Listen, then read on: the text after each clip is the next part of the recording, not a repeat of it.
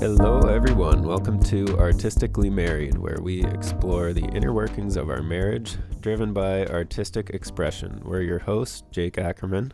And Brianne Steinberg. All right. Well, today we're doing not so artistic of an episode, but I think it's a subject that it applies to everything, no matter what. Like, we're born into this system and we work in the system, and we don't really have a choice. Like, we all have to make money. So we're going to kind of go through the history of financial systems and how we kind of got to this point. And it's dealing with art. Like, we typically have to sell art to make money. And like, as an artist, we would love to just be able to do it all day, every day.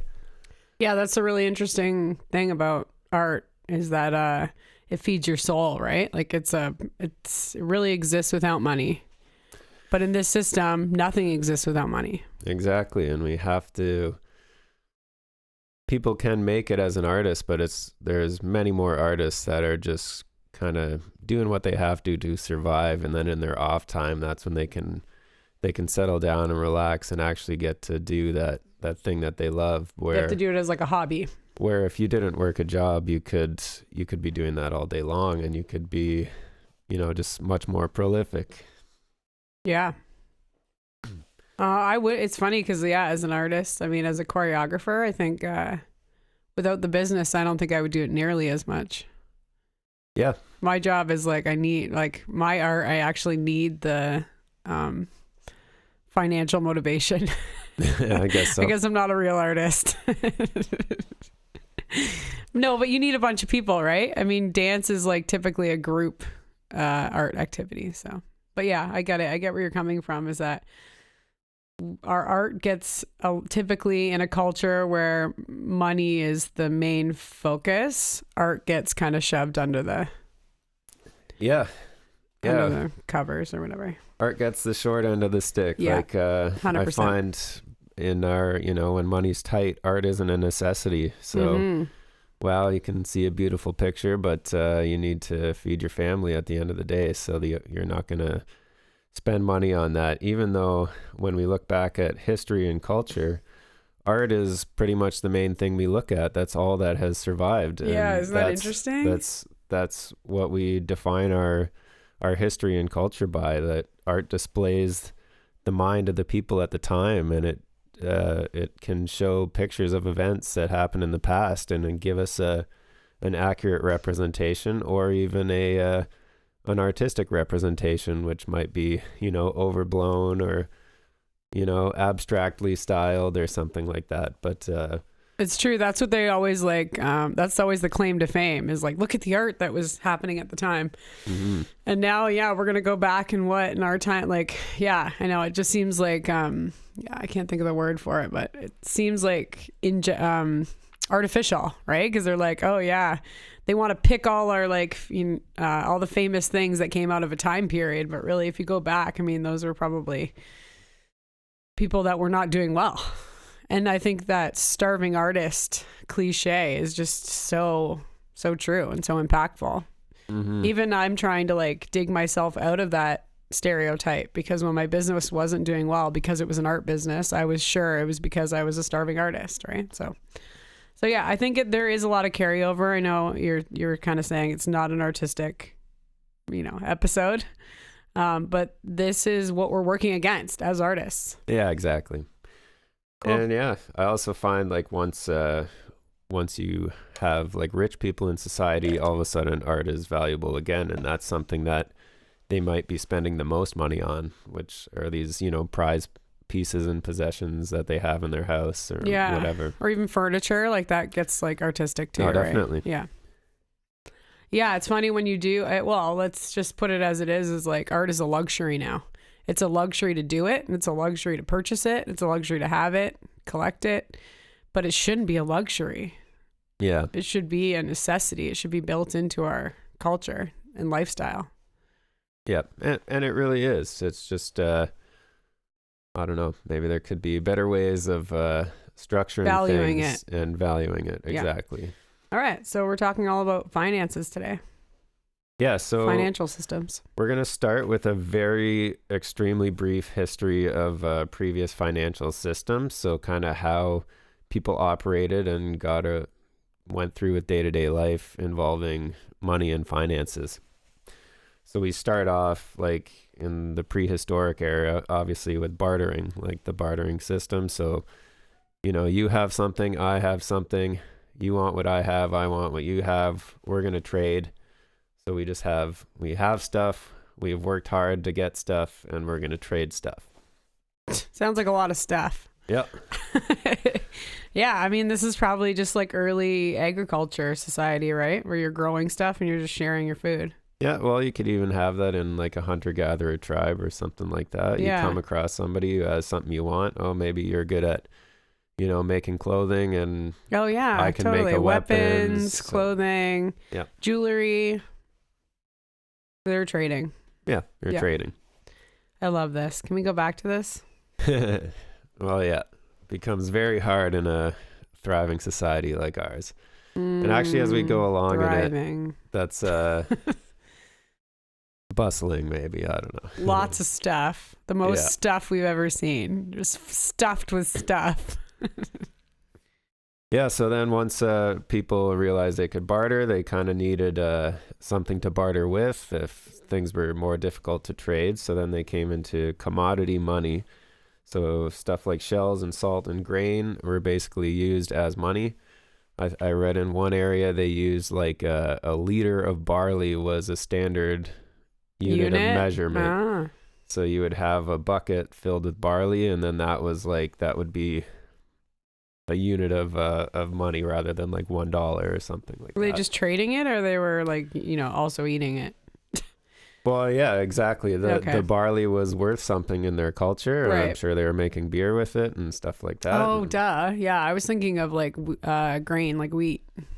Well, yeah, and eating it as well. Barley's a good grain. Yeah, totally. Yeah. So then after they were using just stuff lying around, then they started making coins. So the first coins made of precious metals appeared in modern-day Turkey, and that was in 700 BCE, before Common Era. Mm-hmm.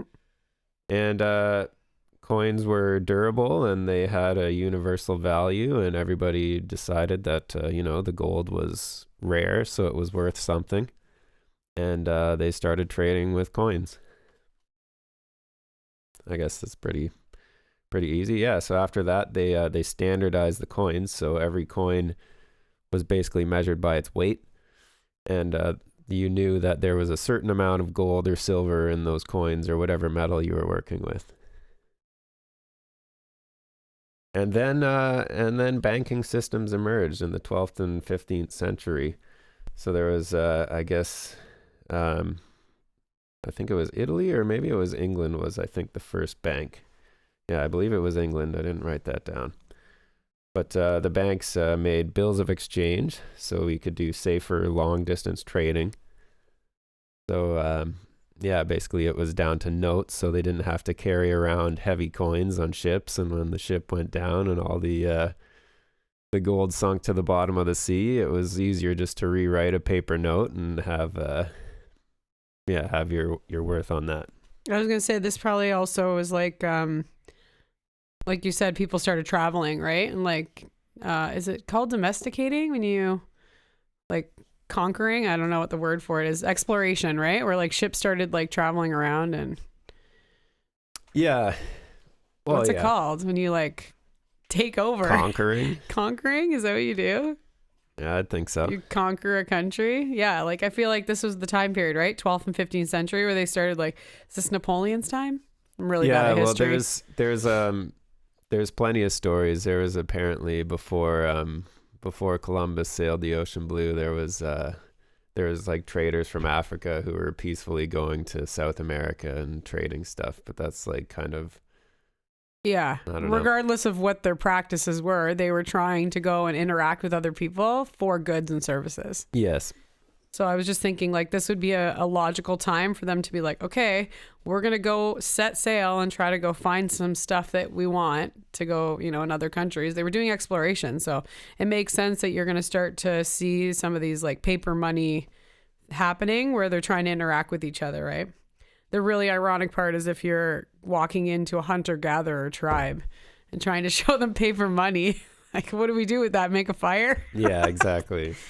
So I'm sure that was a lot of, I'm sure these discrepancies caused a lot of controversy and war. Well, definitely. And the paper money would only have been worth something to the people in that country. Exactly, that's kind of what we ended up developing into, right? We're going to get to that. For sure. And actually it says the paper money was first made in the Tang and Song dynasty in China. Mm-hmm. And then later Europe adopted it and the bank system started to use it. So people had used paper money before without bank systems. Right. They were just like drawing IOUs, right? Like, yeah. Cool.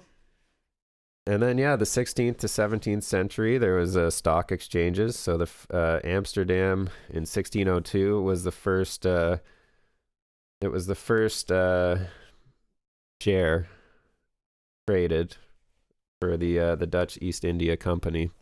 So you started seeing companies arise and them being like, I want to stock in this. I want to. Yeah. I want to, really, if you want, if you take away the betting process though, like, wouldn't it be likely if, like, I've seen this in our own small communities where I'm like, oh, I'm starting a dance studio. Does everyone want to like kick in and kind of invest in me? Cause I look like I'm going to be successful. And now I just promise you that you're also going to get successful. Right. So I think at a very premature level, this makes sense. Is like, I'm starting up this company, but I need help. It's a great idea. It's a great product. Can you guys give me some money? And then when I become prosperous, then I'll give you a kickback. Yeah. Early stock exchange. Makes perfect sense to me. Yeah. So I guess this first stock exchange that marked the beginning of modern day financial markets. Yeah. So and then there was central banking. Oh, this was it. Okay, so that first bank was, I think, in Florence, Italy, and then central banking in the 17th to 18th century. So the Bank of England established itself in 1694, the first modern central bank, and central banks stabilized currencies, and they funded governments. Yeah, so maybe it was like originally too. Early pool. I always thought this was interesting, and it's something that we don't really learn. I think everybody knows it, but like the bank is its own private entity, so like the government doesn't even really have anything to do with that. Like the government is nowadays, just as much, you mean? Or and even from the start. The government I picture is this being like working with the government, like saying it's going to fund governmental processes. Yeah. So let's say you have a community now, but we want to build a road, or we want to have a church. We want to have something that's like that our whole community is going to benefit from. I feel like this original central banking was like that. We're going to collect money from everyone. We're going to be like the tax man. We'll collect all the money and then we'll build something for the community with it. Yep. So I feel like originally it probably worked alongside or in place of government. It's probably the original government. But also originally, I feel like there was less regulation. Less regulation than there is now? Yeah. And that's the common stories you hear, Robin Hood and stuff like that. Right. You had the tax collector taking everybody's money. Coming over and probably taking too much. Yeah, and like they weren't really figuring out rights and liberties yet. And it was backed by chopping off your head. So. Oh my gosh. That's horrible. Yeah.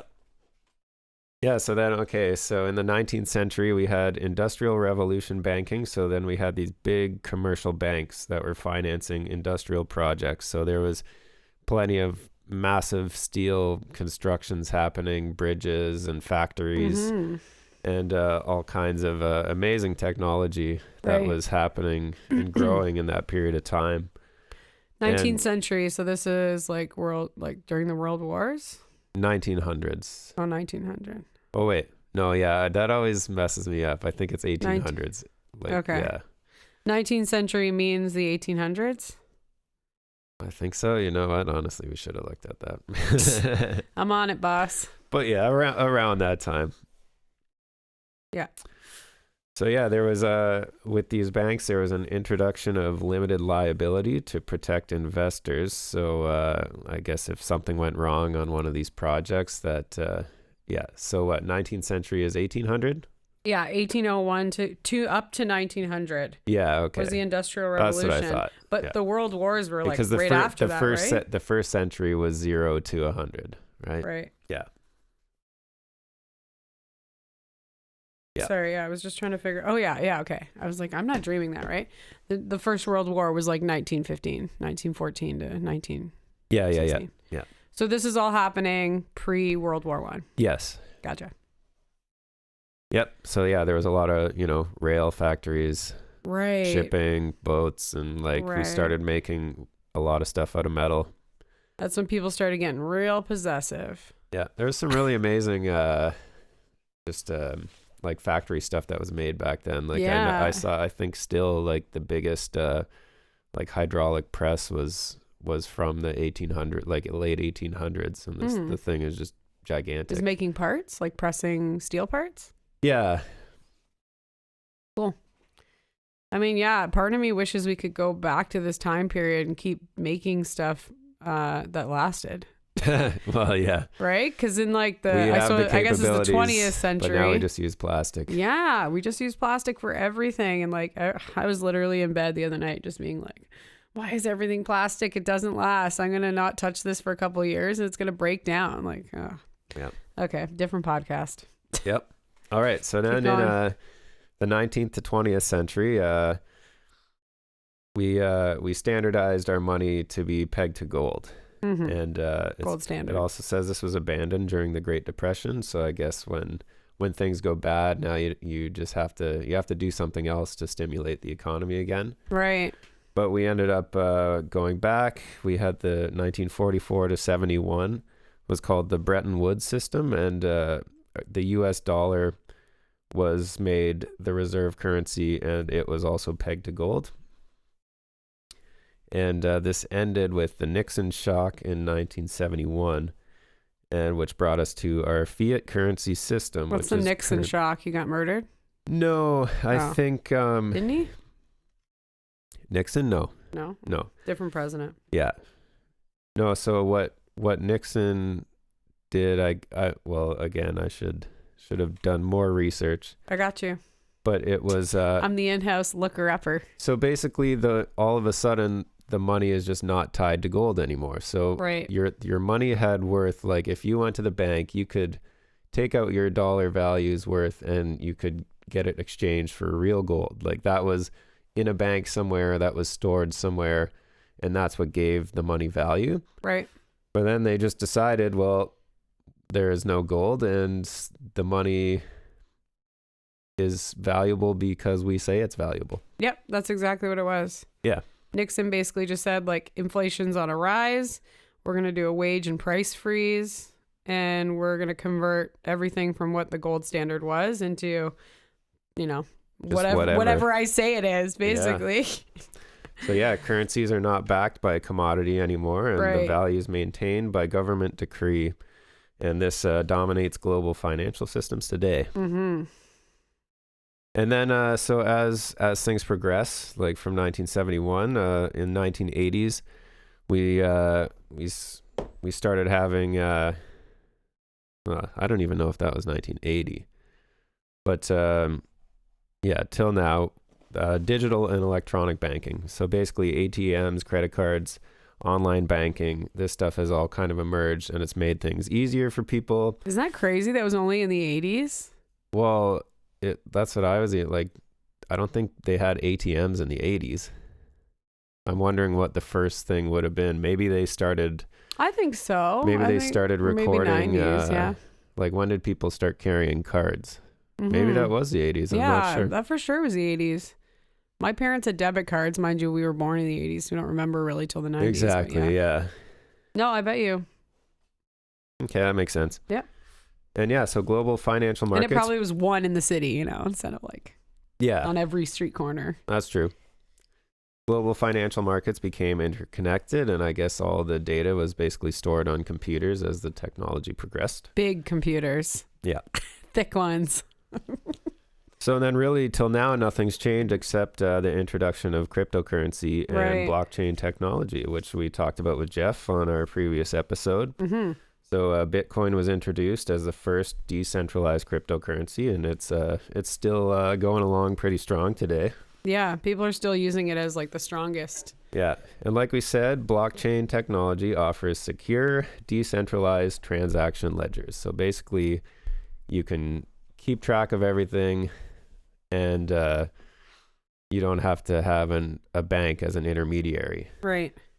I think obviously, I love this idea. Take out any middleman, and I'm on board because they're just making a huge amount. We're gonna really get into this today. But until they get more user-friendly, until it's like as laid out for users, the way the centralized banks are, which have a huge corporation behind them that are doing all the platforms and interfaces, you're not going to get people on board. Yeah. Until they can use it the same way that they're using. If it's familiar to them and it's user-friendly, I love all the concepts. Everything we were talking about with Jeff just inspired me, but people are not going to buy into this until it's, a ledger. What's that look like? Just running like code, running computer code. Nobody knows how to read that. Yeah.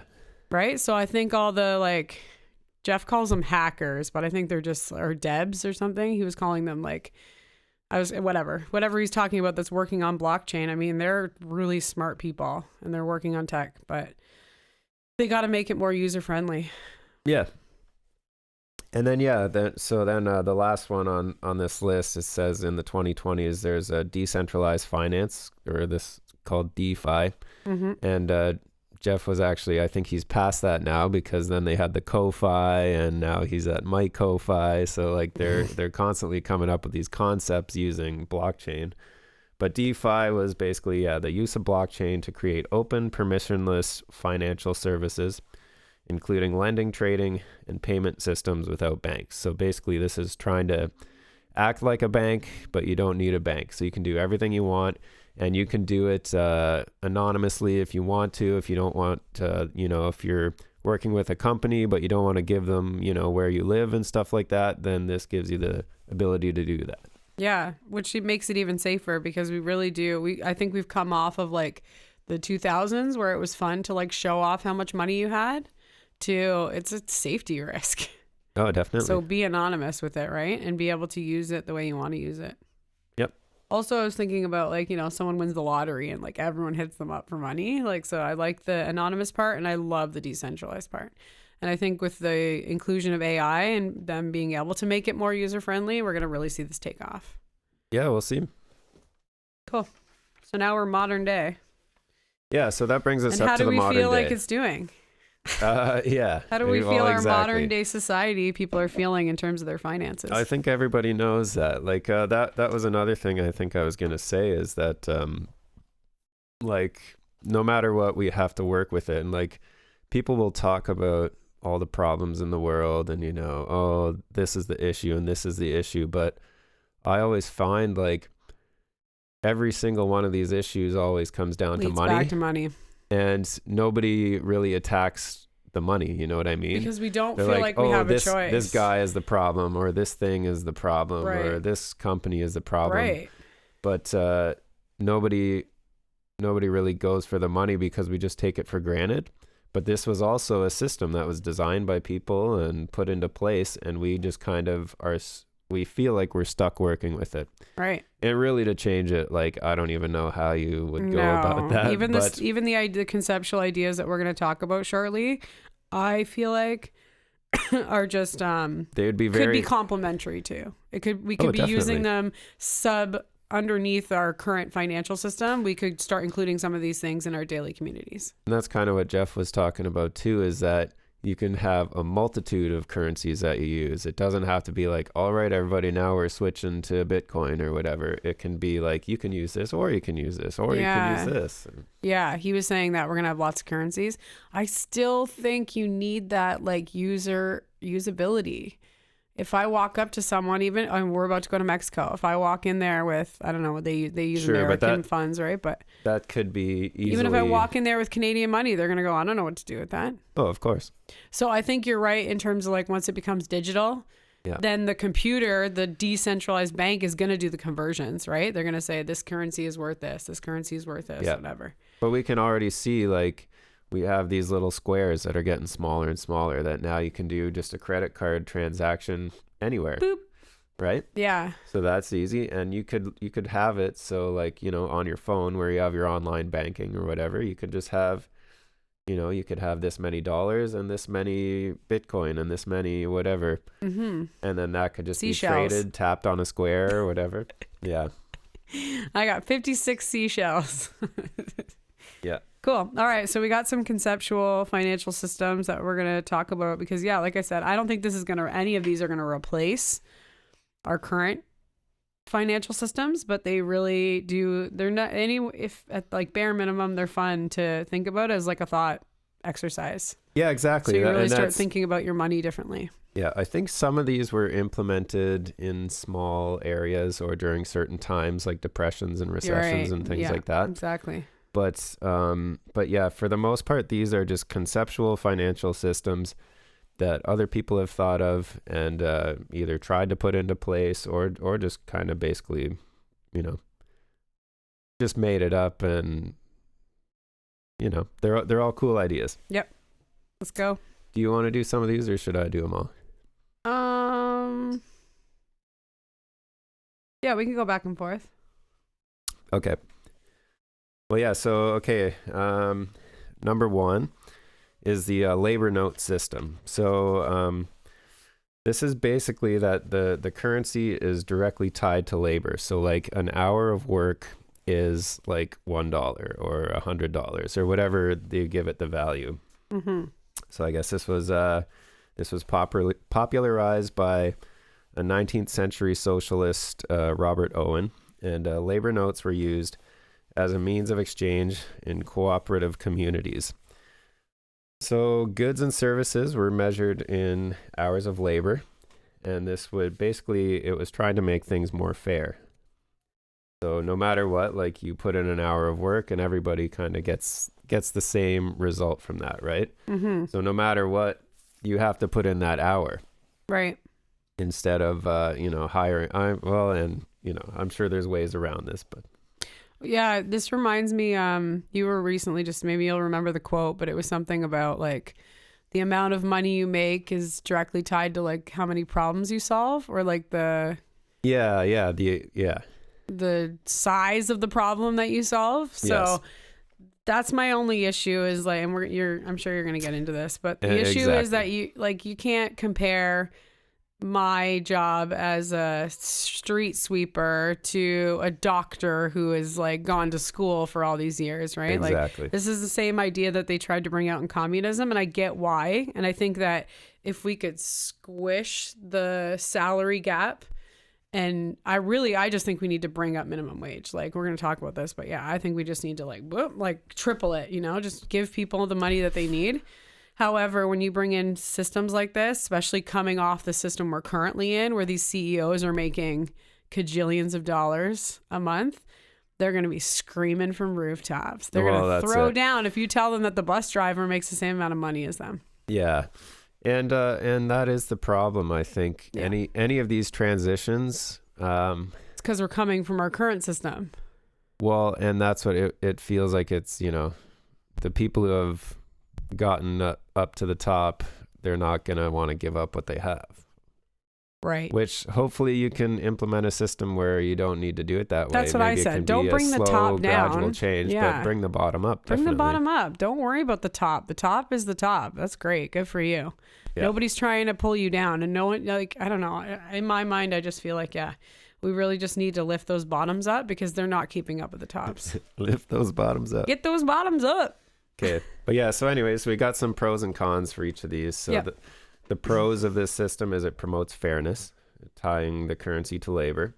It reduces wealth disparities and exploitation, and it encourages collective economic cooperation, which is great. But the cons, it's difficult to standardize labor value across different types of work. So exactly what we said, like you have very specific expertise that took you, 10 years of schooling. Mm-hmm. And then the guy, picking up the garbage is making the same because he's also put in an hour, right? That is a really good pro, though, because it teaches us to be like, valuing life and valuing whatever that other person brings to the table, right? We're trying to go this way in our society now where every life is precious, and we're trying to value everyone and find purpose for every human. We're doing that right from our school systems with kids that are struggling all the way up to adults. So I think this could be a pro. It could be a pro to really value this, the person who's sweeping your streets is just as valuable as your CEOs in your businesses. It should. And obviously, as we do things today, like people in more difficult jobs get paid more, right? So I know, but how do you determine value. that kind of thing, Well, that's what it says. It's difficult to standardize the labor value for what you're doing. Mm-hmm. And it says limited scalability in complex modern economies, kind of exactly the same thing. And it requires robust systems to prevent fraud and ensure fairness. So how do we know you put that hour in? And yeah, you're going to have to be then you need watching people to track and everything. clocking. Yeah. I mean, every time I drive down the street, I see more and more cameras. So we got to be close. Yeah. Right? Yeah. They're surveillancing everything now. So, I don't know. I think it has some great parts. It's similar, I thought, to communism. Yep. Which at its innocent factor, at its most basic level is really awesome. And then it gets, gets dicey.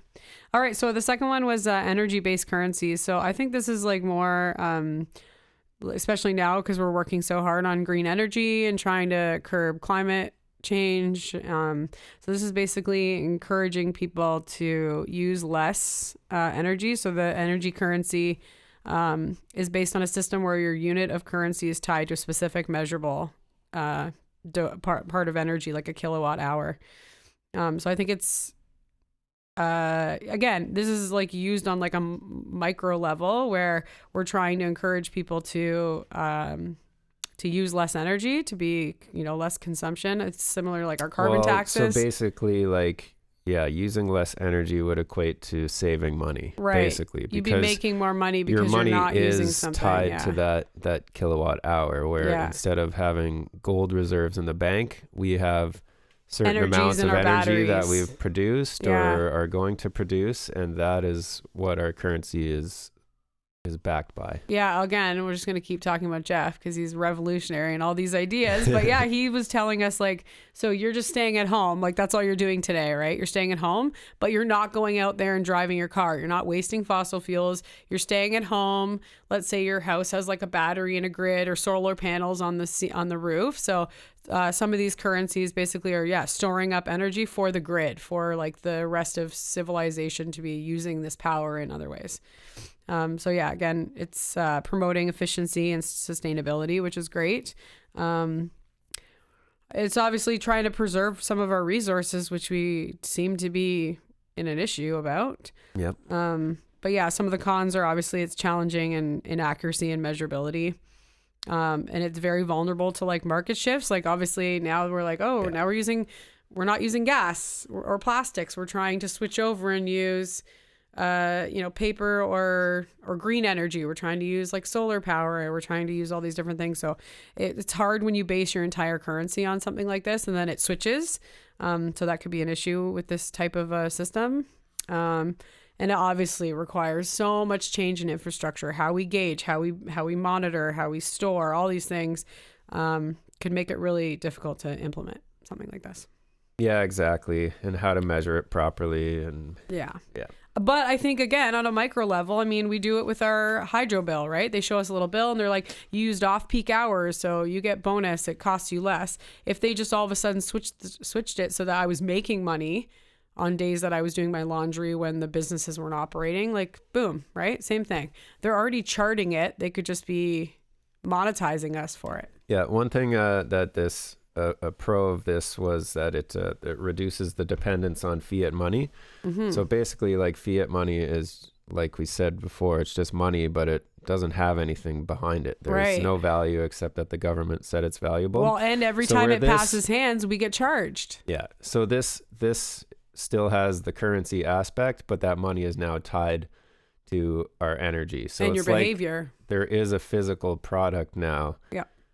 That you only have so much of or whatever that is Yeah, haven't we But the heard money's about tied different to- societies like crashing because they went too much into hydro? I What do you feel mean? like we were talking about this. They were talking about all the cars going on the grid, and then it like crashed the grid because there was too much like relying on hydro. No, well, yeah. So they said, yeah, they've like mandated electric cars in California. So you have to buy electric cars. Right. But if everybody went home and plugged their electric car in, It would crash the grid. it would crash the grid. They don't have enough juice coming out to charge all these cars. Geniuses. Yeah. Okay. Okay, Next. so the third one is the Georgist land value tax system. So this was an idea of an economist, Henry George. So I kind of like this idea, or it was interesting, but basically he would abolish all other taxes and you would only be taxed on the value of your land. Right. So You're just getting property tax. So yeah, and obviously same thing. The revenue from the tax is going to go to public goods and services. It's going to go to your government and do all the normal stuff that it did. But basically the only tax is going to be on the value of your land. So this would encourage productive use of land. Like nobody's just going to buy land to have land, because now you just have to pay much more tax, because if you have all this land, you have to pay tax on it. So people are going to be using it for production. They're not just going to be using it wastefully or buying it just to have it or something like that, right? They still will. Yeah. But you're talking about these same people who can't go into industry and charge people, you know, they're not taking all this tax off their goods. So I mean, they're still going to be making the money. So you still might be, you know, people that just want rolling acres and they don't want any neighbors, but then they're going to be the ones paying on it. So yeah, I really do think that's like similar to like ideas that we've heard about, like mass taxing the richest rich. Yeah. If they paid the same amount of taxes that we are paying, however, they get into these high tax brackets and they don't have to anymore.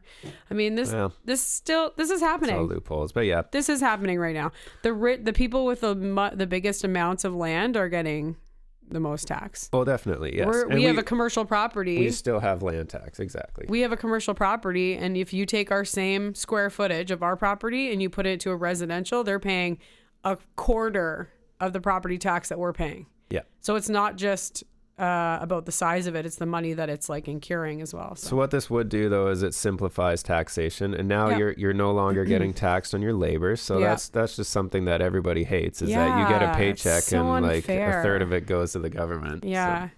And it's so hard to really like say one way or the other whether it's necessary. Like I don't know how much it costs to build a railroad or fix a park. Like I don't know how much they need to take from us, but it feels really crazy. We're like, we're the ones working so hard and you're taxing us on it. Like we're being punished for working so hard. Yep. So yeah, but again, the cons are it's difficult to assess and implement fair land valuations. So like what your land is worth, you could have 10 acres of swamp and you know, compared to the guy who has just a lot in a city, but that lot in the city is probably going to be more valuable, right? Well, exactly. Like I just said, like we have a commercial property, so our taxes quadruple. And again, there's going to be resistance from landowners and people who have, you know, piles of unused land.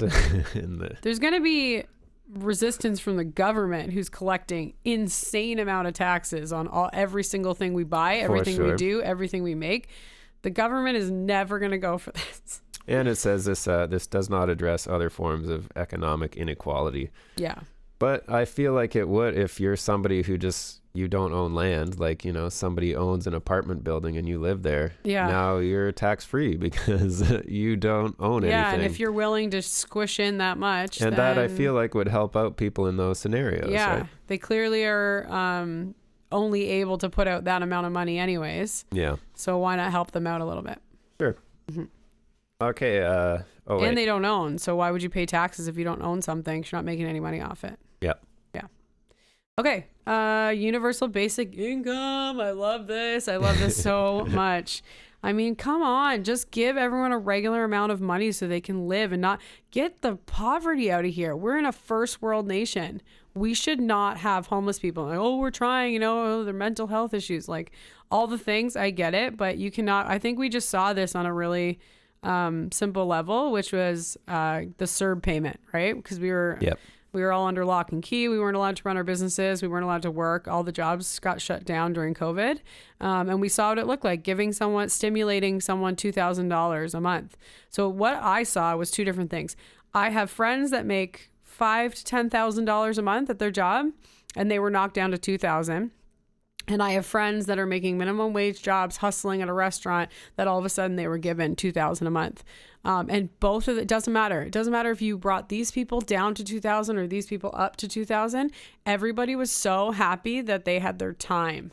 Yep. They were given enough money. Everybody had to go under, you couldn't go out to eat. So great. That's out of there. Yeah. I couldn't go on vacation. So they did obviously limit our ceiling so that we weren't able to spend a lot of money, but we were given our time with our families, and we weren't expected to do these like grinding jobs that, obviously every job is different. We need people to work in society, so it doesn't solve that problem, but at least it gets everyone up to like a basic income level. I don't understand why this is hard if we're just printing money anyways. Yeah. I mean, I get it. I'm not in politics, so I'm not going to pretend to understand how hard it is to run a country, but I understand how disgusting it is to have people living on the streets in Canada. Yeah. It's just insanity. So yeah, I think the pros far outweigh the cons, but yeah, we reduce poverty, develop income, and help income inequality. Again, don't bring the rich people down, just bring the poor people up so that we feel comfortable with everyone living in this country. It's providing financial stability for citizens. Let's think about our elder populations who are now literally have worked their full job, and now we're trying to figure out how they're going to pay for retirement because they're still in a rental property. Yeah.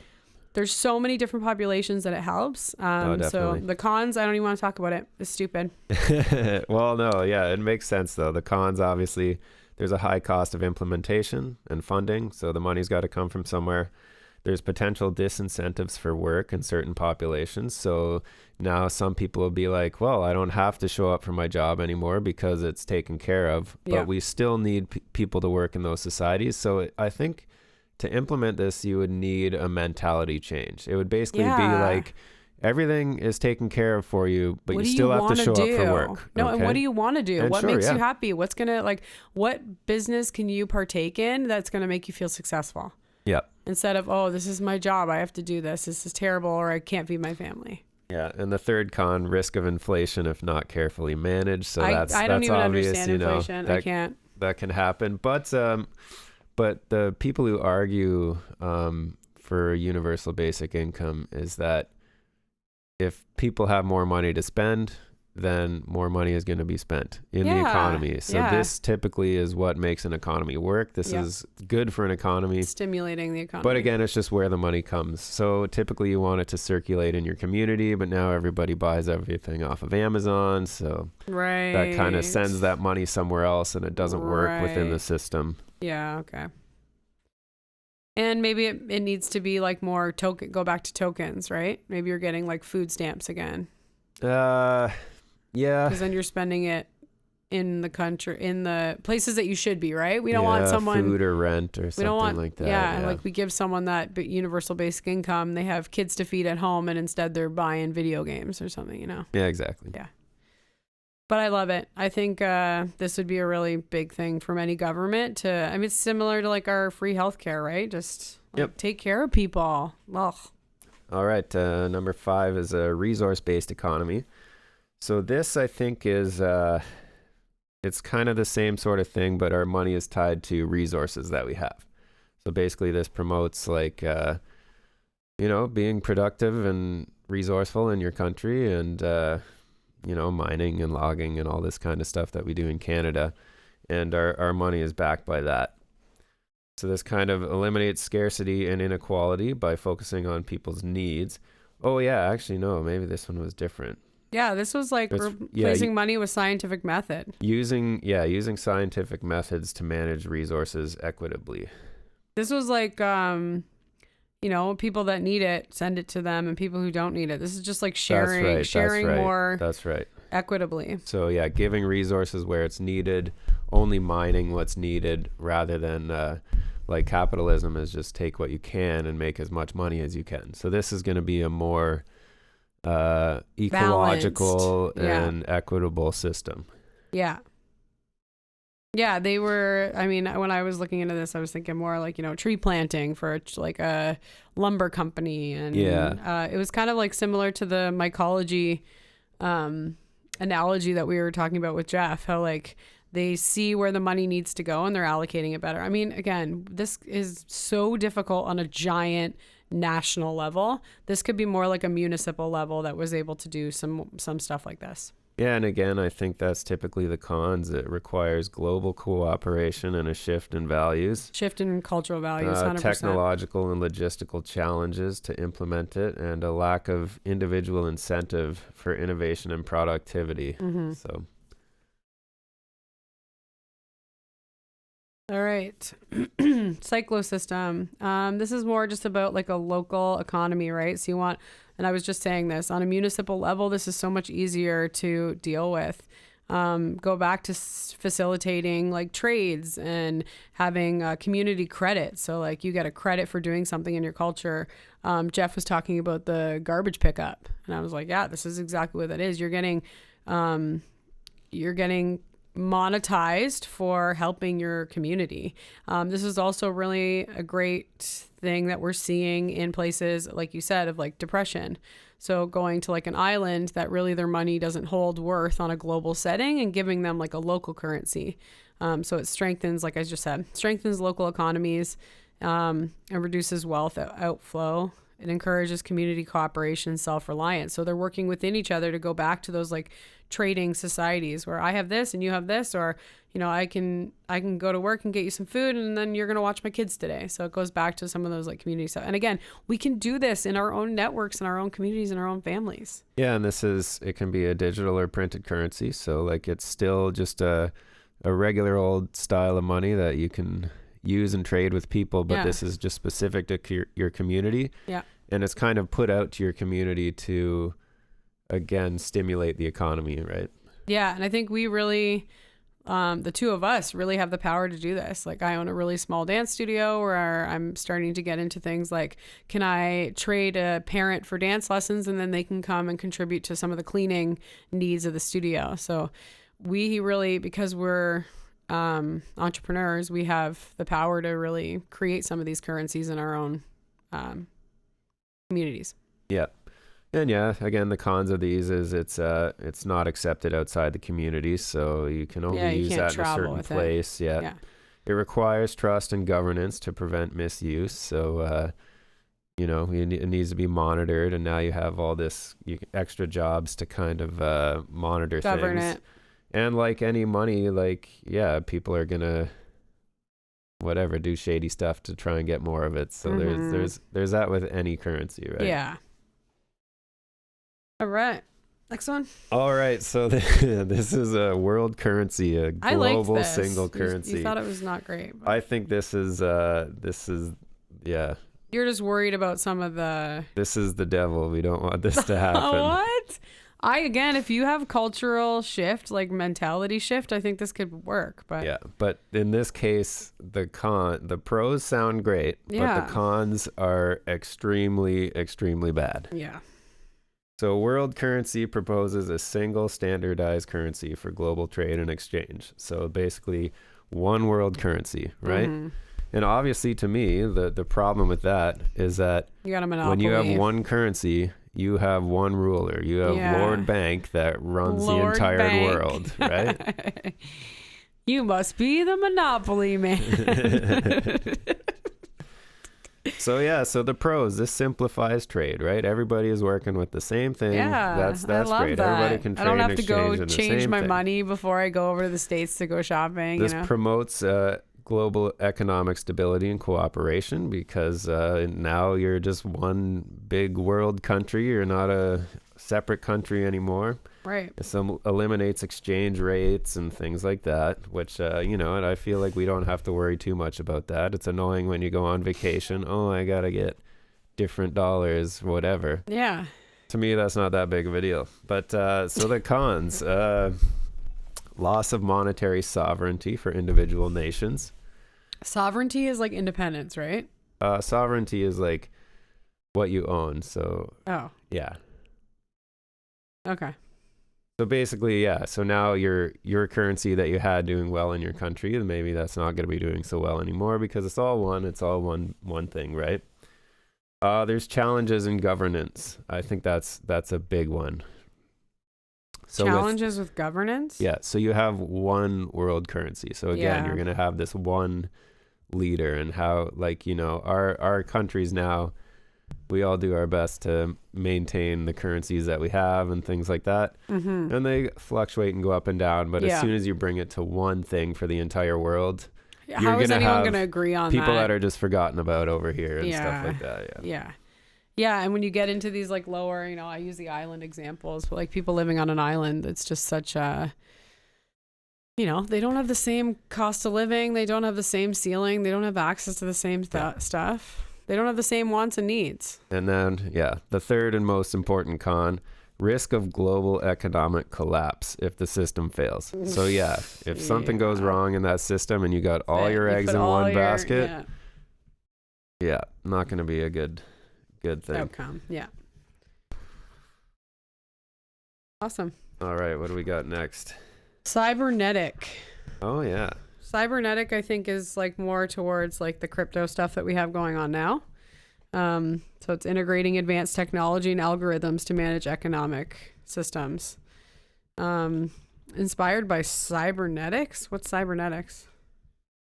Real-time data and feedback loop. I don't know what that means. Yeah. So basically, so this is using artificial intelligence and complex computer programs to take in real-time data and optimize resource allocation. So it's taking in information and it's like, okay, we need this over here. Okay, we put out too much over here. We're gonna put more over here, and we're gonna take more over here. And right. It sounds kind of simple, but obviously when you get into like decision making, large economic decision making, you're trusting everything to this computer that it's going to make the right decision. Right. Typically when any of the interactions that I've had with AI lately, it's amazing because it's taking in all kinds of data and it's making like one responsible decision, where when you have human bias involved, they're going to have their own agenda and they only have one human brain. Whereas the AI processes are incorporating that's it. And that's hundreds of thousands. These are the obvious pros and cons. So it's a system that it's going to minimize human error and human bias. Yeah. But at the same time, incorporating the whole system.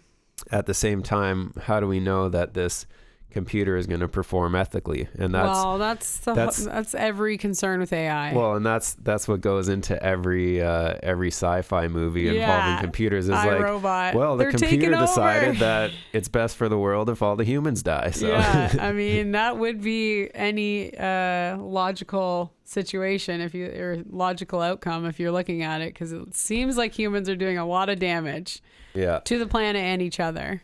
And so if you trust everything to a computer too, there's risk of technology failures. Like what if, the banking world starts one day and somebody just had to unplug it and plug it back in again, right? Yeah, exactly. Or hackers, right? Hackers are always trying to get into stuff. So again, I think this is inevitable. This cybernetic financial situation. I've heard stories like that happening because we just want to get the human jobs out of it, right? Yeah. Business owners don't want to have to pay workers, but also humans don't want to do these jobs. So well, and let a computer do it. This is more coming down to like these. I think like we think of our day-to-day lives, and that wouldn't really affect me very much. It comes down to like the big decisions. Yeah. On like governmental levels, how they're going to spend money. Yeah, stuff that's above our head for sure. All right. Well, I guess this was like a nice prelude to it, but they talked about blockchain and cryptocurrency separately. I thought the other one was, very similar to it, but just referring to digital currencies serving as like a global medium of exchange. Yeah. So again, cryptocurrency is, decentralized currency that it's becoming easier and easier to use for people.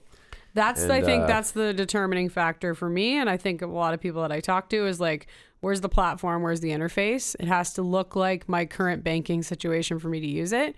And if you're telling me I'm going to save myself banking fees, I'm in, you know? Yeah. I'm working my butt off to make my money anyways. People are constantly putting their money in like, okay, I was thinking offshore bank accounts. That's probably illegal, but like they're putting their money in RRSPs so they don't have to pay the taxes. They're putting their money into investments or stocks or bonds so that it's making more money as it's sitting there. We're already like so trained and obsessed to do this as humans. So just give me a better way that I can avoid bank fees and I'm going to do it, but it has to be user friendly. People have to be able to like see their money and see it the way they want to have it laid out. And, you know, the ledgers have to be very easy to understand, easy to read, easy to use.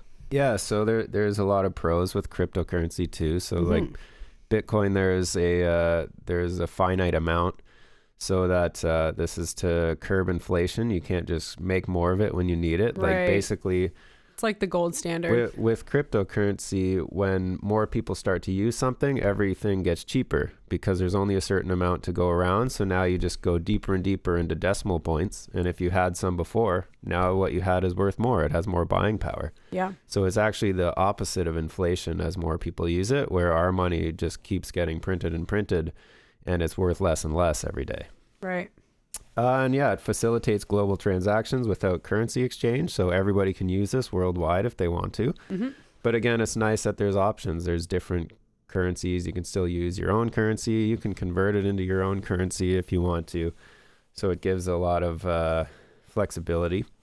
I really like too that it had like it's backed on. I mean, we talked about a little bit about this with like the labor notes.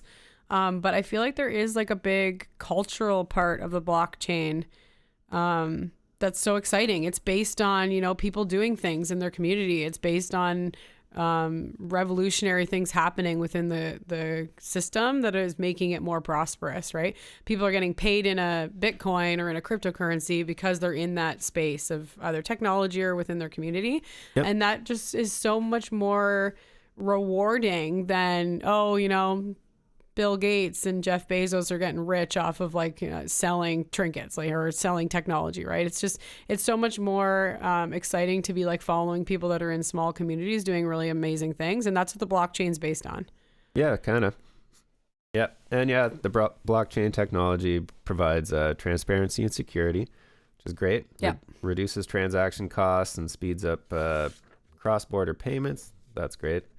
But yeah, again, the cons, it's regulatory and political challenges to achieve global acceptance. And that's what they're kind of going through now. Blockchain's been around for a while. Bitcoin's been there forever. And now they have new ones, but getting people to accept it and use it. And obviously you have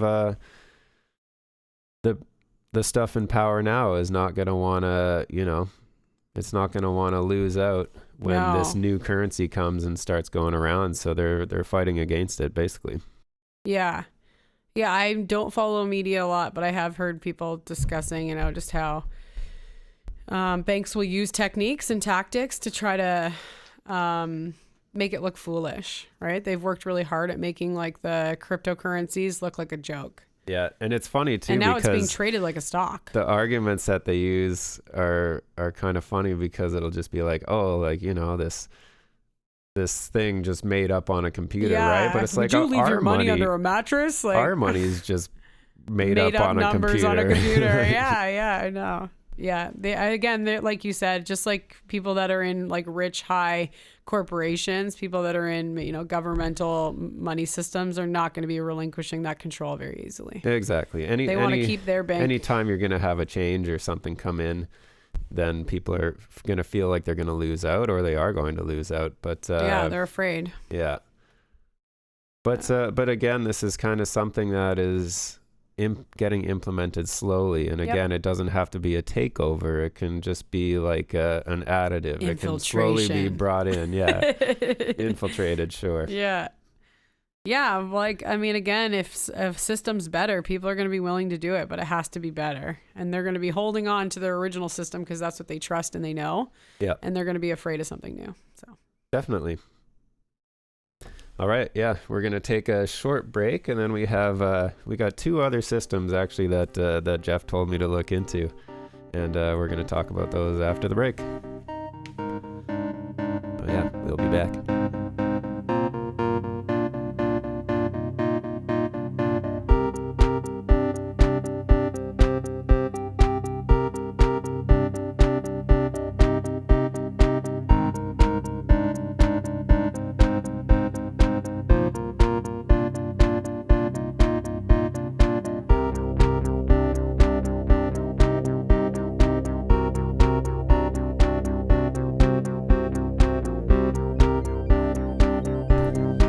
Okay, we are back.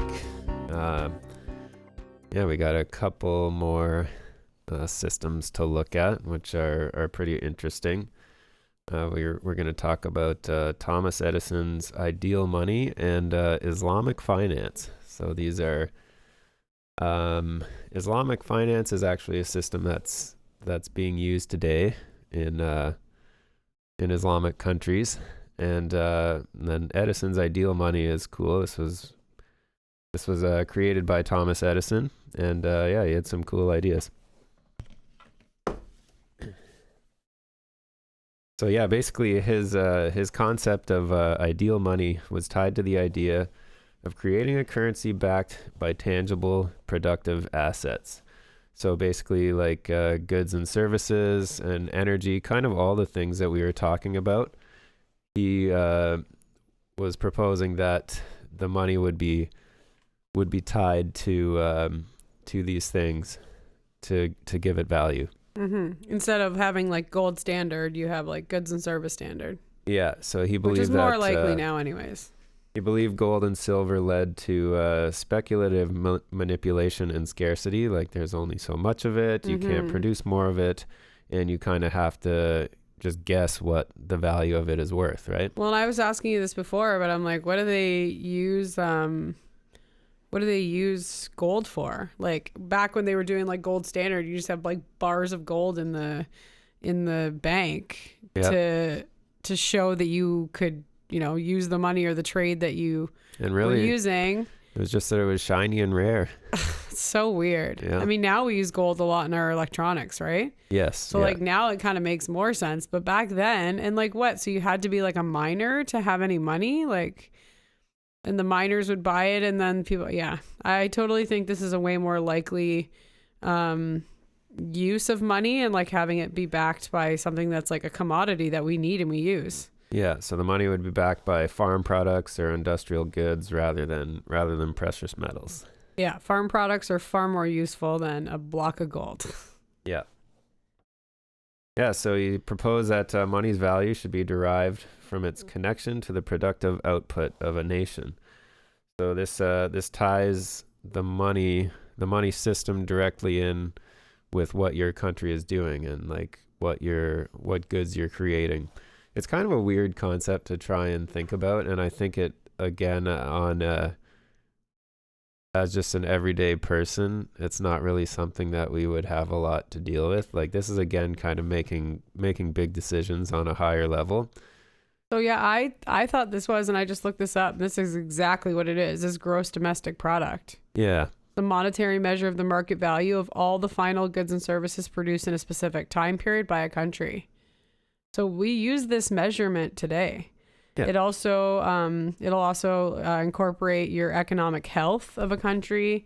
So yeah, just like your GDP is like your like just whatever that number they get from like again, I don't know where the number comes from. I do know I've heard some stuff about China inflating this number. I mean, really, is it coming from? It has to be coming in from your country. Your country has to be saying, this is how much we're making. This is how much we're giving. This is how much we're producing. Yeah. This is how much unemployment we have. This is how many people we have in the hospitals. But this GDP number is backed on all the goods and services that are happening in your community. Yeah, so they're really using some of these ideas today. He proposed using government-issued money. So Edison opposed private control of the money supply by banks. So again, this is kind of something happening now. that we don't really think about, but the banks are like a private industry. It's funny in the States because it's called the Federal Reserve, right? Which makes it sound like it's part of your country, but it's actually a private company. Yeah. Yeah, and as soon as you make it part of a company, the way a company operates versus the way a government body should be operating is grossly different. Yeah, so he suggested that governments should issue money directly, bypassing private banks and eliminating interest charges on loans. So this makes so much sense. Like your government needs to build a new power plant. So they're going to issue the money for the building of the power plant. And once the power plant is built, then this provides energy and obviously production for the country. This is a good thing to have. And now there was no interest charged on the building of the product. And that was something Jeff said. He said like 90% of every dollar spent is just sucked up in bureaucracy and interest and things like that, right? Right, yeah. Whereas so now so many of our projects, you have to borrow so much money that the interest paid on this, which is really a charge for nothing, is just astronomical. And this is a lot of the time what ends up cost. Like, it's the straw that breaks the camel's back, you know, like in a lot of these scenarios. Well, yeah, I just drive around now being a business person and thinking, oh my God, I can't believe we survived to this point. Because look at how much money we've had to, look at how much interest we've had to pay because we're we have these ideas and we have these like things that want to benefit the business owners are dreamers and thinkers, right? Like what would we be doing? We're just banging them down and making them go bankrupt because they want to try to buy into this system. And in like large construction projects, as safety standards and quality kind of goes up, projects are taking much longer than expected before, and now you are paying so much interest per month to have this project go forward that this extra amount of time that it takes to do it is just costing so much. Yeah. So if the government was funding this directly, bypassing like interest loans and things like that, this would be so helpful for community projects. Right? We'd have more like local business, which is always a way better service than a big, huge business, right? You're getting way better customer care and you're getting more thought and quality in your products when you have local business. I was really interested in this. So we made the jump in 2018 going from renting a commercial property to we purchased our commercial property, what we're operating out of now. Yeah. And during that time, just going from seeing the difference between what it looks like having a commercial landlord and the amount of rent, the amount that I had to give out to my landlord and the bit that own business, right? Because that landlord is its own business and the property management company is its own business. I was even thinking the same thing. Like, why doesn't the government own these buildings? Why doesn't the municipal government own all the buildings that their businesses are operating out of? There's so much middleman money going into, bigger cities where these like commercial landlords can own these properties. It's the operating cost of business is insane. And you for the typical person who's not a business owner who has a job, they're thinking to themselves like, oh, boo-hoo, you're making all this money. You have to pay, you have to pay back into the tax system. No, that's not what's happening. No. We're giving money to a separate organization who is living out of city, does not care about the small local business that you're trying to run, could be out of country. Yeah. So that this money that we're spending on these astronomical rents aren't even going into our economy at all. Right. So people that are just working your job and, being for or against local business, like this would benefit everyone. If you got rid of the interest payments coming out of the banks, and if you got rid of these inflated rental costs to run a business, it would peter down and you'd be paying less for your services. Why do you think you're paying so much for the services that you're getting locally? Because that person has to pay that insane inflated rent. Yeah, and like you were saying yesterday when we were kind of skimming over this, it's funny how you have to pay so much more for a commercial rental just based on square footage because like shouldn't people be incentivized to want to like start a business and provide a service for the people rather than basically be punished like, oh well, you're using this to make money rather than just to to live, but like everybody has to make money. I you know. I don't know. Yeah. You're not like, I mean, you're doing it to the person collecting the paycheck, the bus driver who's collecting a paycheck, you're taxing him too. So like, we're just getting it from all ends. And yeah, I mean, people are crying recession, so we'll see long term how long this goes before the cards fall. But ideas like this are, again, trying to find legislation that's really going to help our entire system function better. People are going to be spending more money, and people are going to be saving more money, and there's going to be a lot, all the people in the middle, I guess, I think that would be their cry, right? Would be, well, what about the banks? The people who work at the banks, like, what about their jobs? Yeah. Their jobs are going to get replaced by AI anyway, so don't worry about it. Yeah. You better find art. So they said his ideas were most clearly articulated in his visit to Muscle Shoals, which was a hydroelectric project in 1921. So he suggested that the government could issue the currency to fund the project rather than borrowing the money. The currency that was issued would be backed by the productive value of the electricity generated. So basically, the money is backed by the value that this electricity is going to bring to the surrounding area. Oh, and the amount of money it's going to save everyone around them because they own it. So then this approach would prevent the accumulation of public debt and ensure that the benefits of infrastructure reach the citizens directly. I feel that way with having Niagara Falls. I can't speak to like specifics, but I know that we give a lot or sell a lot of it to the States and have to buy it back, right? Well, yeah, Niagara Falls is actually an interesting example because this was like the first hydroelectric project in the area. And actually, Nikola Tesla was one of the main ones who was working on this. And yeah, originally all the power that was generated here went straight to New York, and New York State, New York City. New York City. Yeah. Oh. When they had their World's Fair, I forget which year that was, 1908 or something like that. I'm guessing, but they that was the big thing. Like 1964. What? World Fair, New York World's Fair. No. Much earlier. This one's they built Niagara Falls. Oh, it looks like they have it every year. Different places. Ah, gotcha. But yeah, so they built the hydroelectric dam, and then that was the big thing. It was nighttime at the World's Fair, and then they turned on, and they had light bulbs everywhere, gotcha. Right? And and lit it up without the candlelight or something. Maybe it was even 1800s. It could have been earlier. Yep. Again, more more information needed, but yeah. First Niagara Falls power plant completed in 1905. Produced 1905, hydroelectricity by oh, leveraging the power of the Niagara River. Yep. 1905. Wow. Yeah. Crazy. So yeah, and I think but again, and they had power before, but it was typically like coal or steam generation. I right. believe.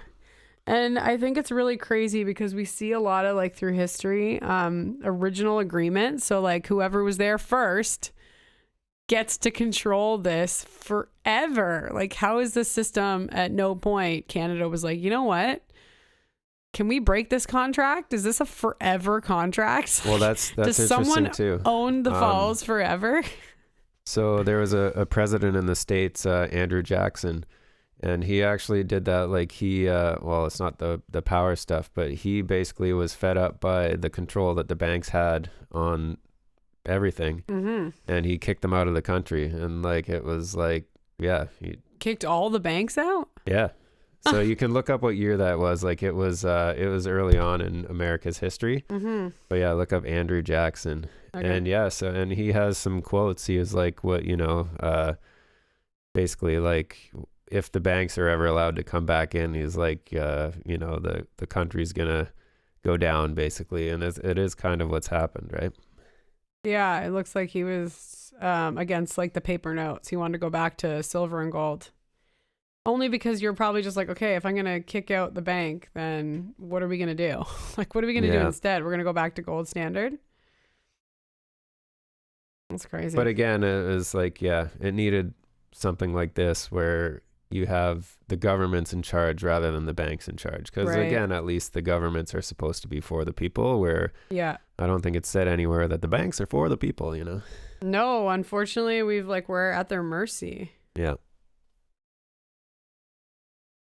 Yeah. I think he's got a lot of good ideas. Yeah. So again, it says why it was never implemented. Well, political and institutional resistance. Yep. What a surprise. Yeah, what a surprise the bankers Yeah, like, the we have so banking much industry money, we're going to opposed the stop idea this down. Yeah. of bypassing private banks for public financing. Ugh. So yeah. I do talk to like any political person that I talk to though seems like they're like staying in their lane, right? I mean, it really is out of the question for somebody in a separate business to just be like, we're going to start lending money. Like the governmental systems are probably going to say like, we don't have money to lend. Like we're not a bank, right? Yeah. They're like, you're a bank and we're the government. We make Well, the that's rules. the thing. They're operating in the same system we are. They are, exactly. The government's literally at the mercy. Now I would even go ahead and say they're at the mercy of like corporations. We want a loan. It's like corporations, banks, government. We want a loan for a house. We have to be like, please, Mr. Bank, I want to live in a house. And I where bet you the the government is government- like, we want a new hospital. They have to go, please, Mr. Bank, we want a hospital. Like, Exactly. yeah. Exactly. The government is still going to the bank and asking and operating under their rules. Probably even less than the corporations. Like I said, corporations are in these like crazy tax brackets and like they're making their own legislation and forcing it and forcing the government, right? Like it goes corporations, banks, then government, and then us. I don't know. I think you'd have banks above the corporations. Even the corporations have to ask the bank if they want money, unless they have enough themselves. But I think they have more than the banks. I don't know. That's questionable. Huh. Yeah. I mean, But yeah, you think that well, a business that operates on collecting money would have the most money. So another thing that this said was there was little political will to radically reform the monetary system. So basically, again, I think Laziness? this would have come down to ignorance. So just people didn't know that this was available and going on at the time. And obviously, I'm sure the people in power are going to make sure that the people don't know about this. So they're not going to fight for it. They're just going to not know it happened, right? Maybe it was brought forth in Parliament and nobody really went to the meetings or something like that. No one showed up to the meetings. Well, yeah, we've heard like, I don't know. I've heard like throughout my lifetime anyways of, oh, they strategically put this at this time because then everyone's distracted with this. And then they don't notice that this legislation got pushed through or that this like banking system did this. So yeah. I think, we're pretty busy just running that hamster wheel, trying to make enough money that we don't really notice anything. Yeah. I keep saying this. I think this is going to be like a big thing for me that plays in my head for me as a business owner, but to really put it out there to other people too, is like, give yourself the time today that's going to allow you to set up systems for you to feel more successful or have more time long term. So be open to things like that. Be hyper aware of like political things that are going on in your municipality that you can participate in that are going to really make changes long term for you and your family. Yep. So yeah, there were some cons for this one as well, but basically using all these different commodities to back your money just introduce some challenges. Like you're gonna, again, what is this valued at compared to this, and how to implement that and who's going to regulate that. There were some challenges there. So basically it was just easier to use the existing system and rely on our fiat money and our gold-backed currencies. At the time, he would have been fighting against the gold-backed stuff. So rather than gold, we're backing it with what we're actually producing. Right. Yeah. So that was Edison had a great idea that is still argued in with a lot of like socialists and stuff like that. Now. Yeah, you promoting social credits. That makes total sense to me. Yep. And again, so a lot of these are a vision like of money municipal serving thing. the public, which is should Great be hope. Yeah. Yeah, we're the ones working our butts off to make it. Like, why aren't we being able to use it properly? Why aren't we just getting continually it taken away? The tax man's still coming to our door. Yeah. I'm gonna cut your head off. Worse, he's gonna take away my house. Oh yeah, exactly. The worst. They own it. Yeah, they own it, so they can take it away. Man, I can't even. What's the day gonna look like when all our, so just I mean, this is background for me and Jacob, but we kind of have our real estate set up so that it's almost within like 3 months that everything's paid off all at the same time. Our real estate investments, like our rental properties and our current property, will be like almost, I think I'll be 60. It'll be the year I turn 60 that everything gets paid off. I'm gonna be dancing in the streets.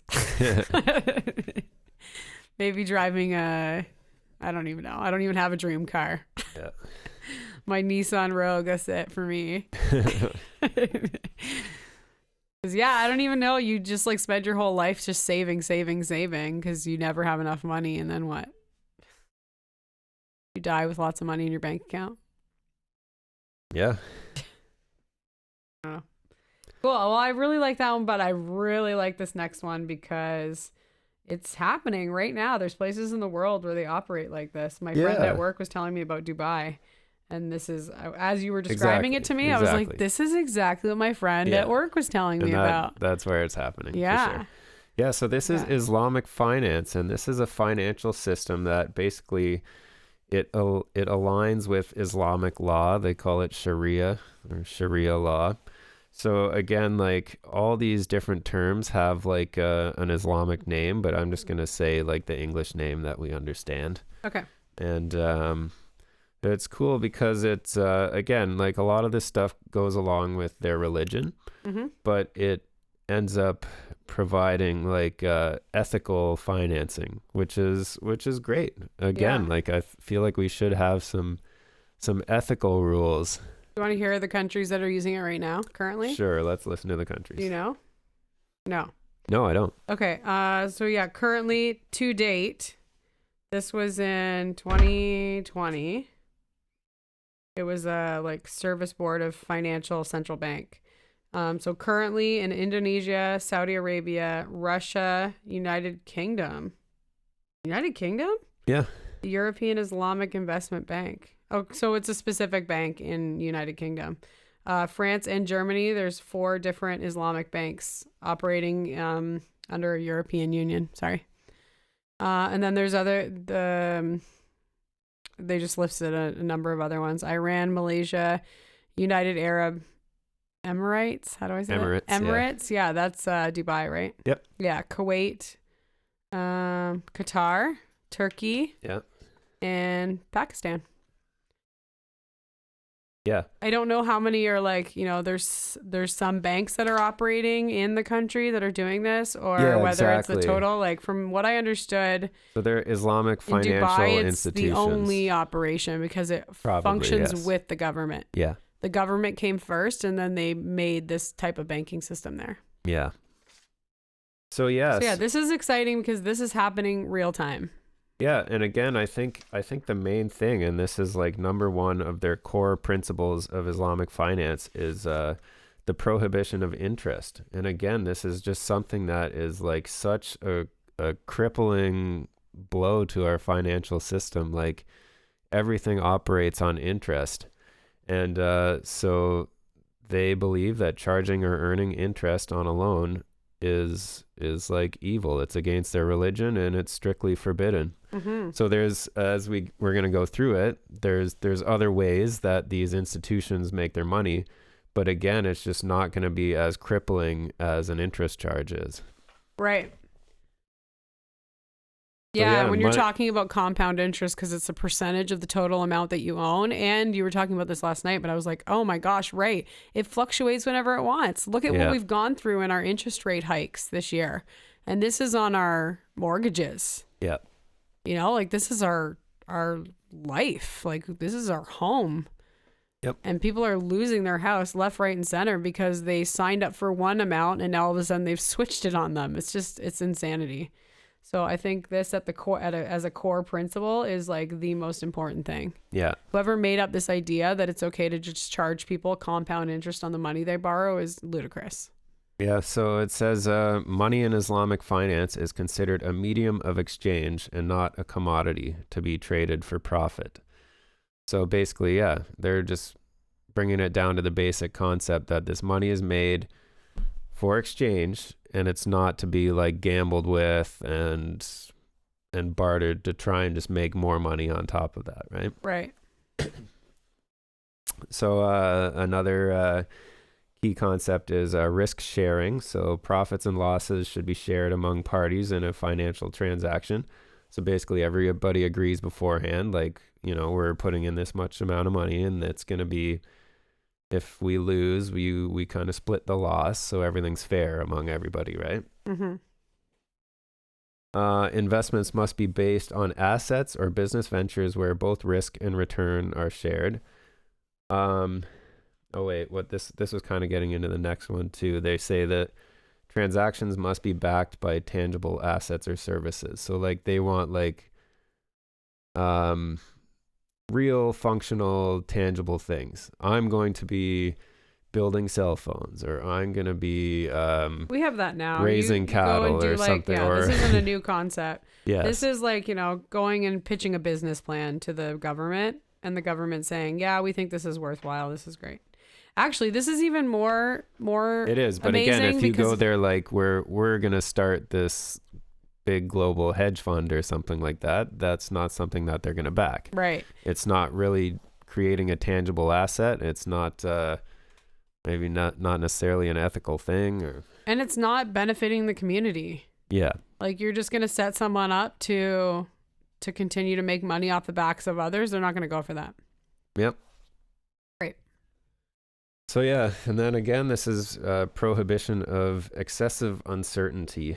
So contracts with significant uncertainty or ambiguity are forbidden. Like everything must be clear, must be obvious what we're going to produce. Yeah, you can't just say like plus prime and we don't know what prime's going to be. Like that's not fair. Yep. And we're at the mercy of it. There's no alternative. You're like, I'll take the one that's not prime. No, we don't have that. Yeah. So this is again something I think is a really obvious and great idea. All terms and conditions must be clear to all parties. So like, you got like this big document. Oh, didn't you read over here on page 96 in this tiny little print over there? Like you agreed to this, you signed the bottom, right? So it needs to be clear, laid out in plain English or whatever language you're using. That there's no secrets. Yeah, no secrets. Yeah.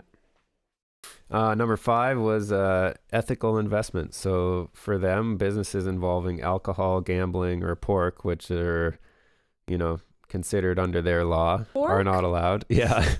Like I want to open a restaurant. They're like, oh, any yeah. So any again, pork chops on the menu? Nope, can't do that. This is just a practice that goes along with their religion. But I just think this is a cool example that could be something that could be implemented into our systems. I've always so it doesn't said, necessarily have to be, pork is a bad thing where we are, but yeah. But still to whatever have the bad thing is for us, get rid of cigarettes. Like how are people still selling cigarettes? That boggles my mind that we still have cigarettes. I mean, even the cigarette smokers will tell you, please get rid of the cigarettes. Like, I'll be sad for 3 or 4 days and then I'll be the healthiest I've ever been. It's probably going to be like a month, but sure. For a month, you're going to feel really sad. But same with alcohol, right? Any alcohol drinker will tell you, like, please take it away from me. I can't handle it. I would disagree. I know. You feel like you have I think it does some good for our culture too, but there obviously clearly is bads. Yes, totally. And I just like that they have the community's best interest at heart. Like it's not just about, putting in rules. It's like ethical investment. They are investing ethically in their community. I love that. I bet they're also trying to promote spiritual buildings being built. I bet they're also trying to promote exercise and, healthy group activities type of thing. So, yeah. And then, number 6 is social responsibility. I love that. Yes, yeah. And no speculation or gambling. So, yeah, basically like whatever. Yeah. I think that even might be like stocks and stuff like that. Do they do that? I'm not sure. I don't know. I can look it up. Okay, so then because the bank operates using stocks and bonds, right? Yeah. Typically. Well, yeah. Okay, so key instruments in Islamic financing, and I guess this is basically kind of showing you how it would work. Like, how does a bank make money if they don't that was charge my interest, first right? like my first question. I'm like, well, as a business, how do they even monetize this or motivate people to run it? So again, this is not again, but this is how they do it. So number one is cost plus financing. So basically, it's a financial structure where like I need to buy a house. So the bank, the house is worth $500,000, right? So the bank is going to charge you, they're going to buy the house and they're going to charge you $550,000. And then you're just going to pay back that lump sum in installments. Okay. So it's kind of still like you're going to have a mortgage, but you agreed to $550,000 and that's all you have to pay. Right. So with it's used as an alternative to traditional loans. So how our system works is, we have this percentage that compounds annually and all this kind of stuff and fluctuates up and down, where this is like, and it's an inordinate we agree amount. We're paying $550,000 and that's all you have to pay. Yeah. And so they still are getting a markup, but they're functioning almost like the way the individual buys a property. And then in 5 years, they ended up making an extra lump sum off the top. Exactly. And again, I don't know exactly how much like they're charging and how what much the markup is, what the plus is, but like what the percentages of that. I think the most important thing is that you know what you're signing up for. Exactly. You have a certain amount, and as your money inflates and deflates and goes up and down, it's still, nope, I agreed on that amount of money, and that's how much you pay. Yeah, and then you don't see, these like major fallouts when all of a sudden the interest rate goes up double, and people can't afford because they didn't get a double the amount job. They're still working their same job that they were working, making the same amount of money probably as when they started, and whatever. Yep. There is stocks, but the stocks have to be approved by like the Islamic stocks. finance. Yeah, ethical stock. That makes sense. Yeah. Okay. They only have like a specific stocks that they allow people to invest in, so they'll only carry ethical stocks. That in itself is kind of cool because they are doing those initial. How many times are you like, you just give your money to a stockbroker and like, I don't know, are they investing in like McDonald's? Like, I'm not down for that. Well, a lot of the times. No offense, Jackie, I love you. they're investing in what does well, which is typically like, Yeah, okay. Let's take out McDonald's. McDonald's is fine. Let's take out let's put into like weapons, Are oil, they investing in weapons, oil, gas, weapons, war? Are they investing in war on my behalf? Like, I don't want to do that. Great returns. Exactly. Exactly. These machine guns are doing so well. They've been doing really well the past couple of years. Yeah, I don't want to invest in that. So I love that they're actually, doing some background research on companies that are ethical. So that's great. Yeah. Okay, the second thing they do is leasing. So similar to a lease agreement that we have, the bank purchases an asset and it leases it to the client for a fixed period and fixed payment. So basically no changes, nothing's going up and down. There isn't interest rates that are fluctuating in that. You agree to a lease, and then at the end of it, the ownership may transfer to the client at the end of the lease term. So it's kind of like a rent-to-own scenario where we typically don't see that as much. We'll lease something for a while and then we give it back. Yeah, I mean, the bank, like I said, the bank is kind of setting themselves up to be overseeing some of these transitions and transactions that really do help, again, at the end of the day, help the community. They're helping the people in the community that maybe don't have the opportunity to come up with a down payment to create their own down payment. And really, I mean, think about the person who works at the bank. Like, they're getting their same like salary, whatever. Like, they're getting like an amount, a specific amount. So it's just not stockpiling money at the top for the person who owns the bank. Yeah. That's all they're doing. They're taking out that like richest rich 1% that owns these banks. Well, and they're still getting paid too. Everything's agreed upon beforehand and what's fair. And that's awesome. I know. That's what I mean, though. They're operating the business the way all of us small businesses do. We barely make enough to make ends meet, and then we go on our day, Yeah. We don't siphon money up to the top. Corporations do, but the bank is like, the biggest. So yeah, when you're looking at this, you're just thinking, how is the bank making enough money? But they are still a business. They're making money. It's just they don't have this one guy at the top or family at the top making insane amount of money. Yeah, and I bet you even that amount has to be ethically decided. Like, what's fair? What's the fair amount to charge? Yeah. Plus the cost or whatever. Even just having ethical practices at the top versus corporate practices at the top is imperative. Yep. So yeah. The third and fourth one kind of went together. There's profit sharing partnerships and joint ventures. So basically, one person can provide capital and the other person can provide the expertise. So, I'm gonna buy a bunch of lumber and then you're gonna build a bunch of houses. And so the profits are shared according to pre-agreed things. And I think that's a lot of what this comes down to, is just clarity in the contracts. And the one thing that this said was, like, losses are borne only by the capital provider. So if you build a bunch of houses and then whatever that doesn't work out and the company goes under or something like that, it was only going to be the person who provided the money who's going to lose, because you didn't provide anything except your time. So it's not like you're going to lose out for that, right? Well, that's what our current system is. Exactly. The person who put all their time, blood, sweat, and tears into these, they're the only person losing if the business doesn't do well in the end. Yeah. Even though sometimes the bank is the one that's making it take longer and like making them bankrupt. Still, the entrepreneurs and the business owners are the ones going under. Yeah. Not the bank. Okay, number 5 was Islamic bonds. So asset-backed securities representing ownership in a tangible asset. I like this word. Bree said not to say it, but a usufruct. Usufruct. I literally scratched it out. Yeah, like, we had to look this up to see what it was, but it's basically like Airbnb. So like you own something, but you're allowing other people to use it and make money off of it. Mm-hmm. So I guess if you are doing that service, you are the usufructuary. Yeah. But yeah, so the Islamic bondholders, they receive returns from the underlying asset, avoiding interest-based income. So again, we're just trying to do things fairly without interest and clear contracts. And then they do Islamic insurance as well. So basically, again, where like insurance companies here just take your money month after month, this and a lot of it again just funnels to the top, creating this big interest company conglomerate kind of thing.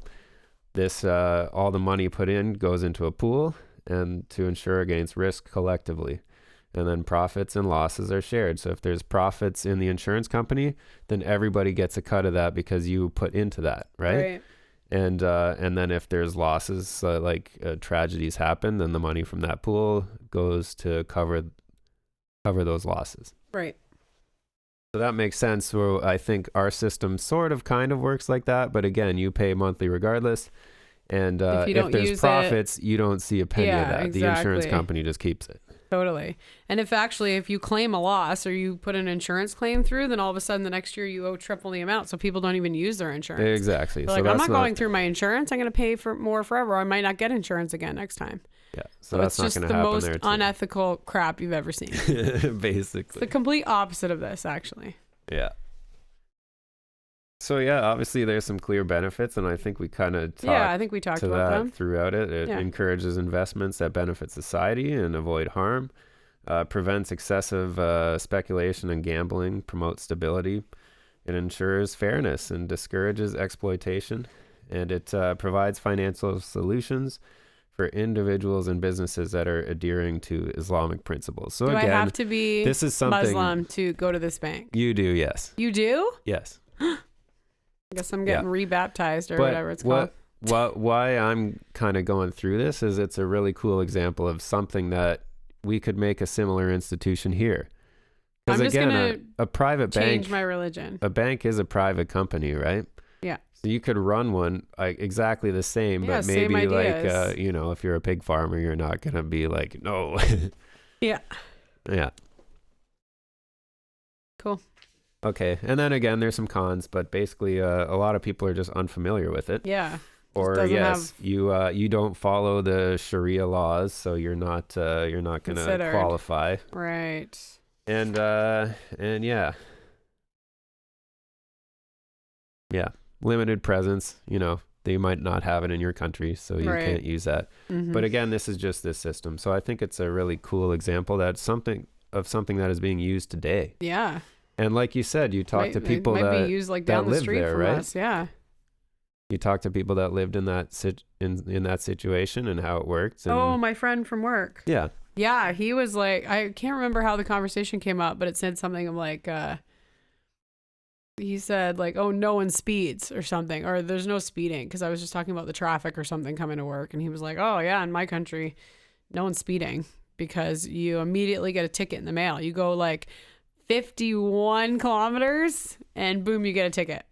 I think they actually have things on their cars that like like a governor. Is that what it's called? Governor stops you from going like a certain speed. Yeah. Yeah. Oh, I don't know. They might have that. That's possible. No, they do. That's what he was saying. Because he Sure. was just like, yeah, that's how he's like, the government's so rich because like any infraction and the money goes to them. They also were saying, yeah, when you are working for the government in Dubai or working for anyone, it's not just the government, I'm sorry. It's any operations. If you're working, you get 100% of your paycheck. Yeah. You don't get taxed on your income. Yep. So yeah, he was telling me a couple things of this and I was like, wow, these all sound cool. And then you introduced this to me. I'm like, that's exactly what he was talking about. And yeah, that's it. This is how they're operating there in Dubai. Yeah. He said, yeah, it's just obviously we've talked about some of the risks involved in governing so closely and so much restriction and ethics within your country. It can end up looking a little scary. With that much dictatorship, but yeah, he said it's a really peaceful place and like there's no crime, like zero, none. Yeah. Because the consequences are so great, financially and physically. Yeah.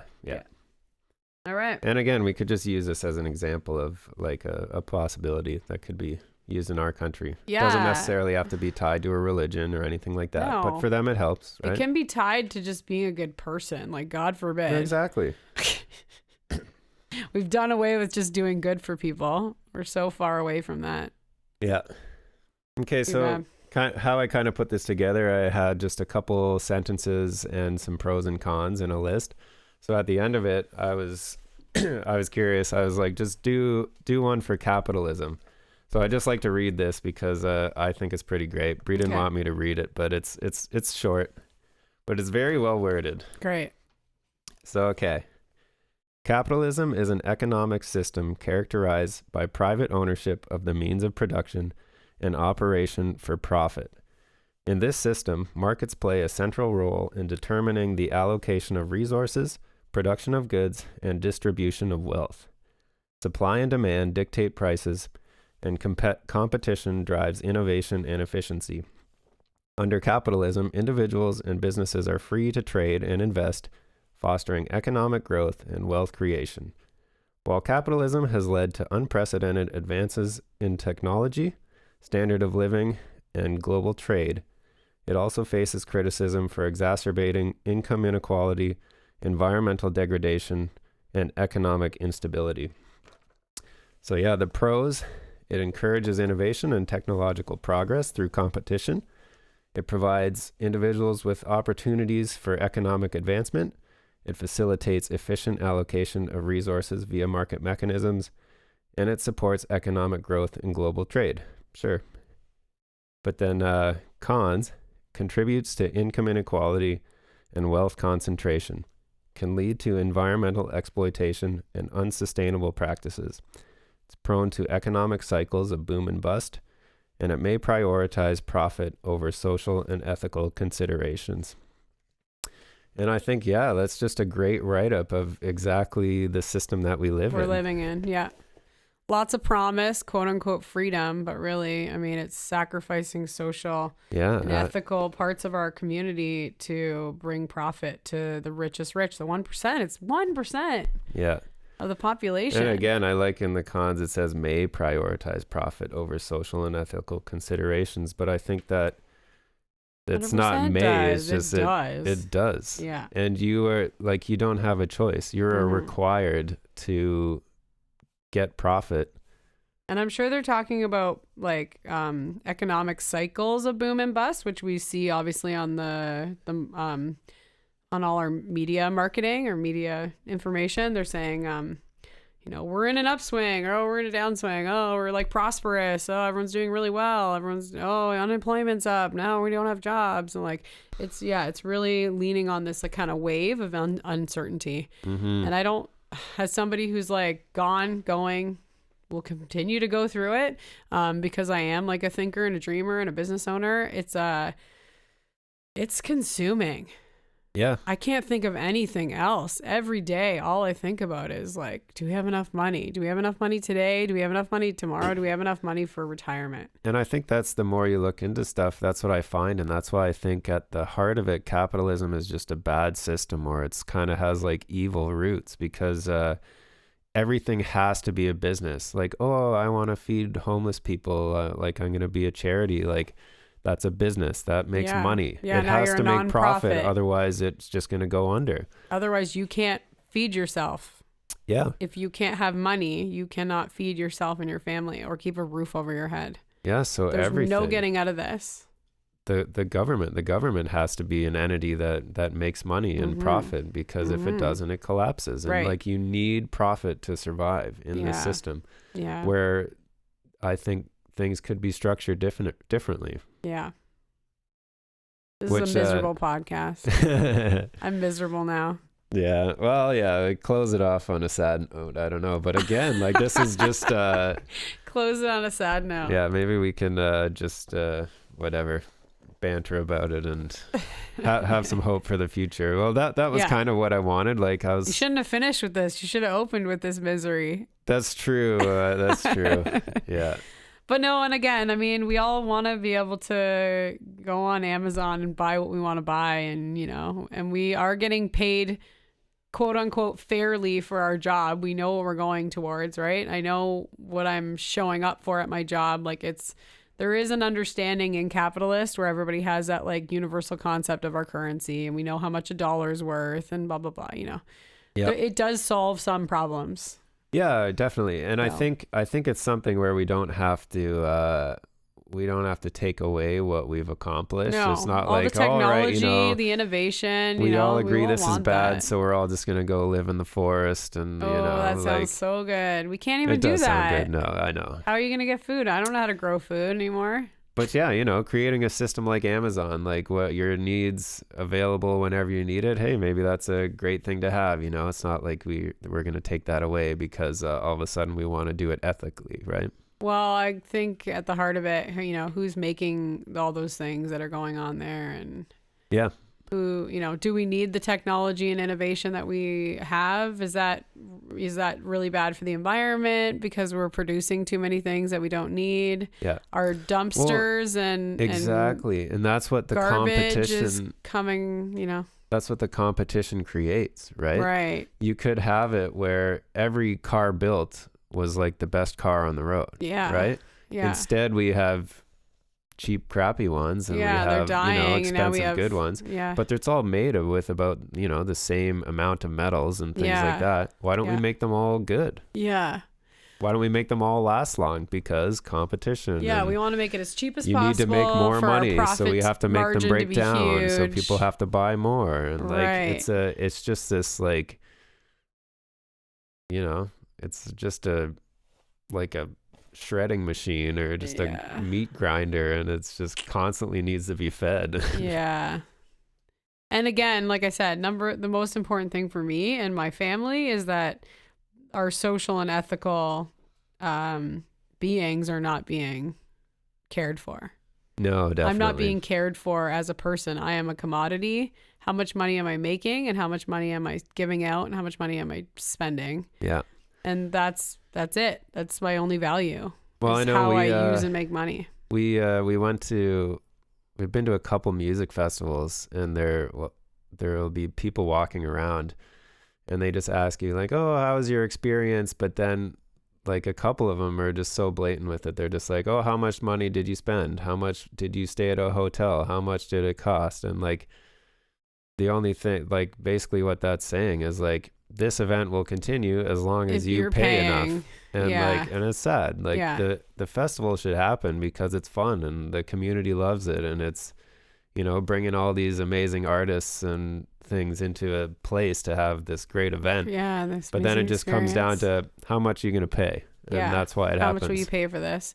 Yeah. And again, as artists, you know, how many times have we gone and sat at a craft show or an art event and not made money and walked away from that experience feeling so melancholy. Like, I put all this work into it and I made all this stuff. Look at, I'm a creator. That's the part that makes you feel so good about yourself, is the innovation and technology. But now, unless it's monetized, unless you get money for it, that really diminishes your dharma, your purpose, how you felt about yourself creating that or making that. Even as a entrepreneur, you know, I've ran a workshop, or I've run with the dance studio, I've ran a class and no one came.